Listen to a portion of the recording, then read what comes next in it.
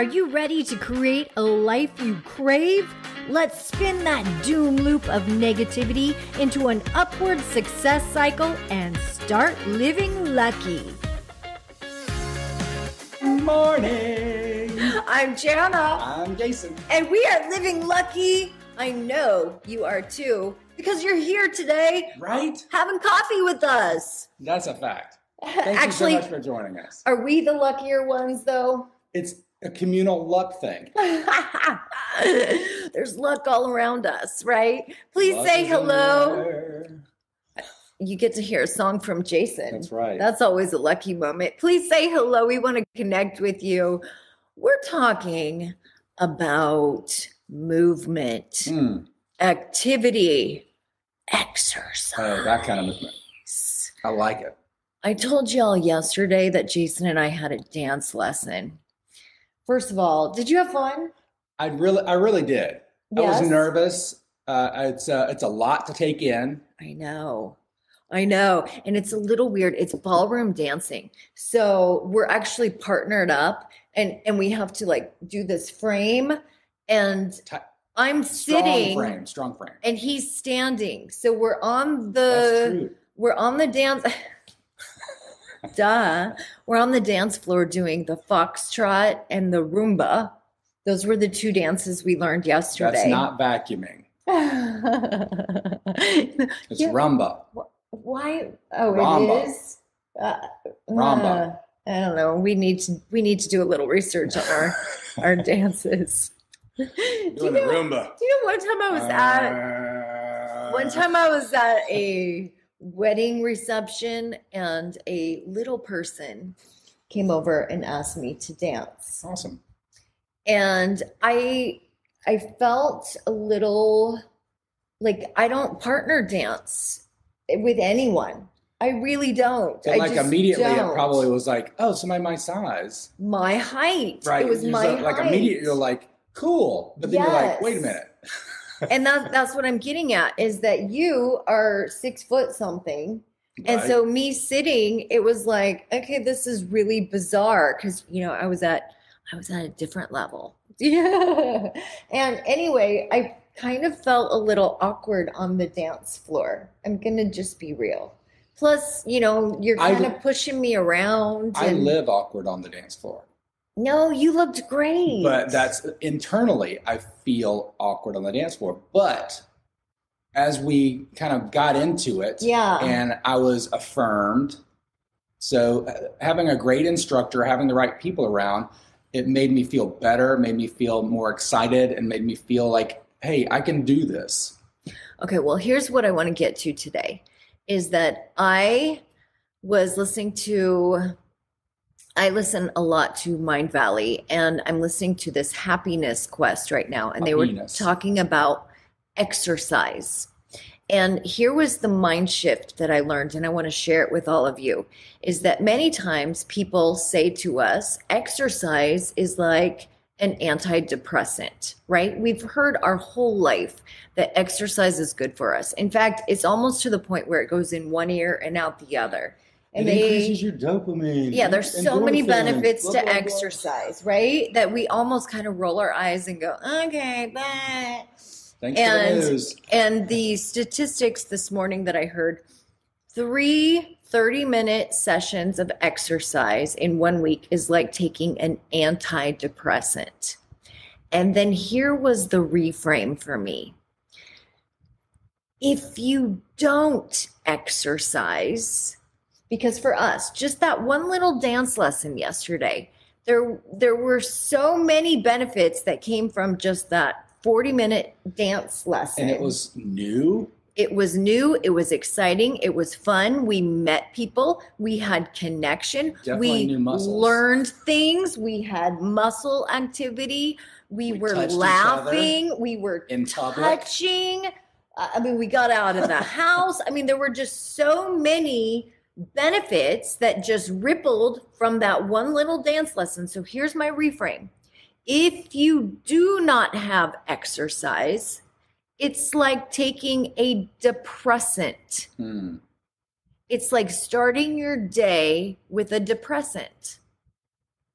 And then when I started thinking about it like that, if you wake up in the morning, would you even think about waking up in the morning and saying, oh my God, I better start my day with a big shot of whiskey or a glass of wine to just kind of, slur my words a little bit and slow down my activity, my brain activity. Let me just dim the world. Put on some sunglasses that make everything look gray. I mean, when you think about it like that, I need to slow down my energy level. Well, even just so the way I think of it as when I think of taking a depressant is when I buy sunglasses, I buy the ones that are polarized, so it makes the grass pop. It makes the water pop. Like you like to look through life with rosy colored glasses. And taking a depressant to me is like seeing things through gray lenses. Like everything is just blah. But that being said, how many times do we go through the day and exercise if we have a tight schedule? Sometimes exercise gets that off, pushed to the back burner. Well, it's self-care in general. Yeah. And exercise. Self-care. And exercise is for me one of the first because I don't, in my mind. That gets pushed off. Exercise. I'm busy, so I'm moving, but I'm not, it's not an intentional thing. And I'm not, so I kid myself and say, I'm moving because I have a lot of things to do. But I'm not really moving. I'm sitting at a desk. You're not moving your body. And they say sitting is the new smoking, which I really hate that saying. I really hate that. But it's true. Well, psychiatrists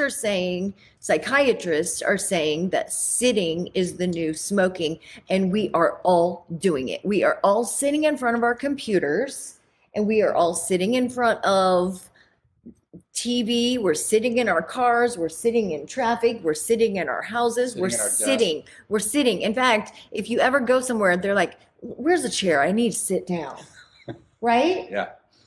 We all do it. I love we've walked into a lot of new businesses and we do see a lot of the ergonomic desks where you stand at the desk now. Okay, and that's a nice little just thing to recognize that we see offices doing that. But you won't see that where I used to work.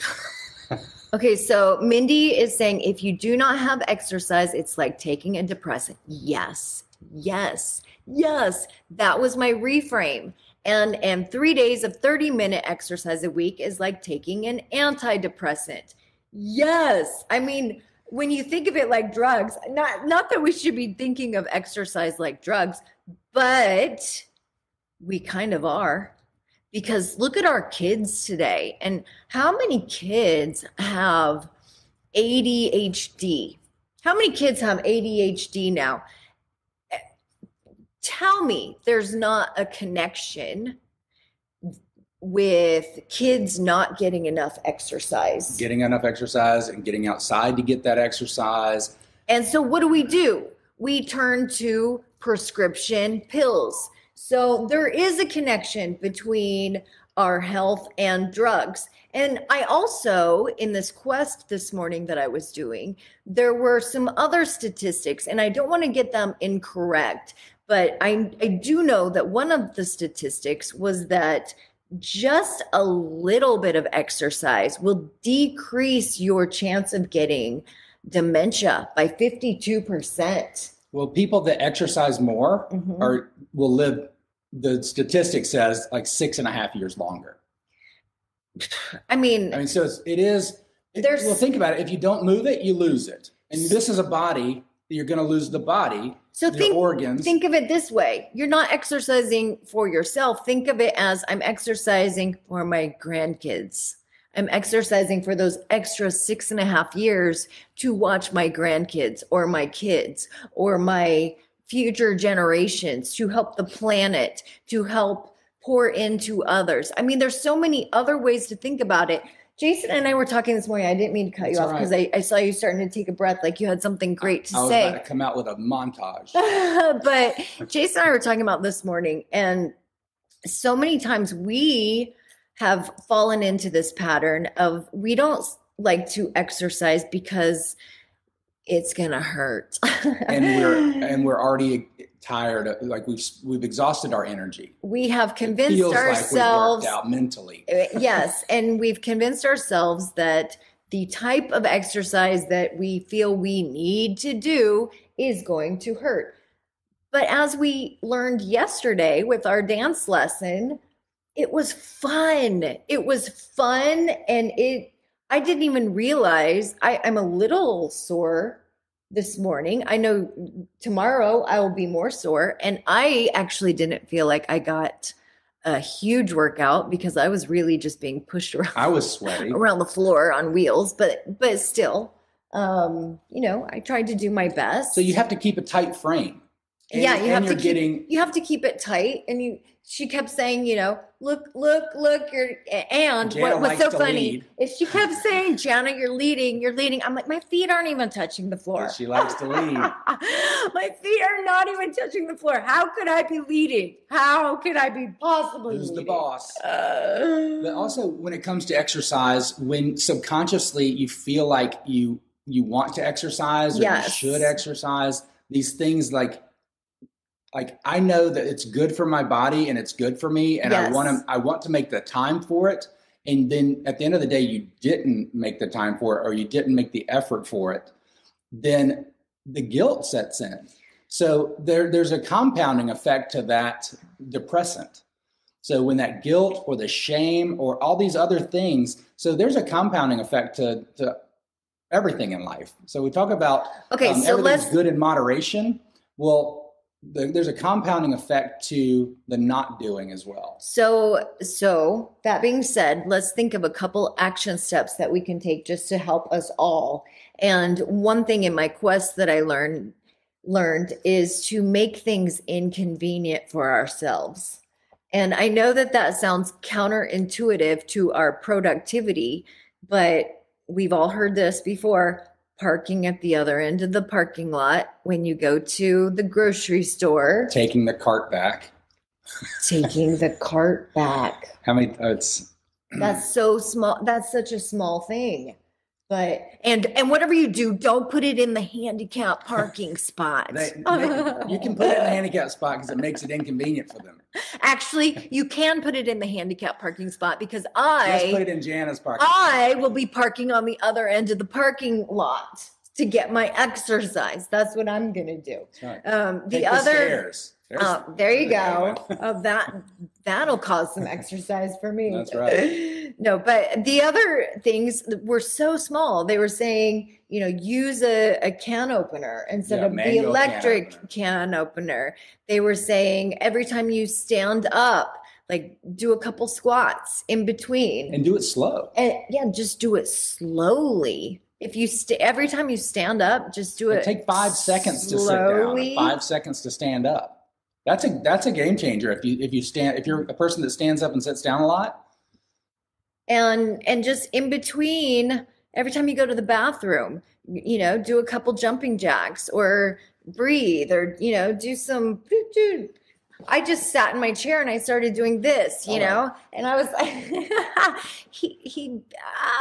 we need to keep it classy, San Diego. At any rate, there's just little things that we can do. Keep it inconvenient for ourselves. And fun. I think fun is really the secret sauce to all of it. When it's fun, then it bubbles over. Yeah, and then you're going to gain a little bit more energy. It's just like charging a battery. The more you do it, the more resilience you get, the stronger you get, and then just the more energy it gives you, which is just crazy because it just seems so backwards. But our bodies are muscles and machines that just get better with work. And they're meant to move. So we also need to just think of it this way. It's our spiritual duty. God gave us these great bodies, so let's take care of them. You got a great body, baby. Thank you. You got a great body, baby. Remember that one. Body, baby. Use it. Love you guys. Have a great day, and we will be back tomorrow. Bye-bye. If the idea of living lucky appeals to you, visit us at startlivinglucky.com.